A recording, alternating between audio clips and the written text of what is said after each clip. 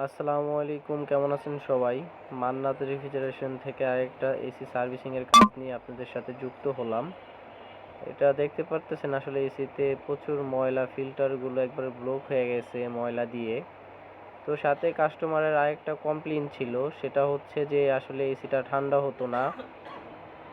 ওইটা আসলে সমস্যা ছিল, আসলে তার দুইটা বাবু ছিল, অনেক দুষ্টামি করতো, রিমোটের অপশনগুলো চেঞ্জ করে ফেলছিল আর কি। সেই জন্য আউটডোর চলতো না, শুধু ইনডোর চলতো আর কি। তো ইনশাল্লাহ পরে ওইটা ঠিক করে দিছি আর কি। তো এসিটা এখন 100% ওকে আছে।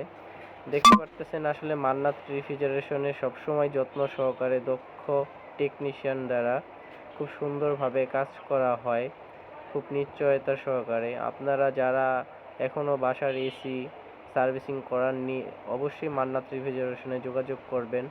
মান্নাত রেফ্রিজারেশনে সবসময় AC, fridge, washing machine, micro oven এবং ইলেকট্রিকের যাবতীয় মালামাল পাওয়া যায়। তো নিশ্চিন্তা সহকারে আপনারা অবশ্যই কাজ দিতে পারেন। দেখতে পারতেছেন যে আসলে কাজের ফিনিশিংটা কত সুন্দর, যত্ন সহকারে কাজ করা হয়। দেখতে পারতেছেন যে ইনডোরটা কাজ করার পরে একবার দেখতে পুরো নতুনের মতো হয়ে গেছে।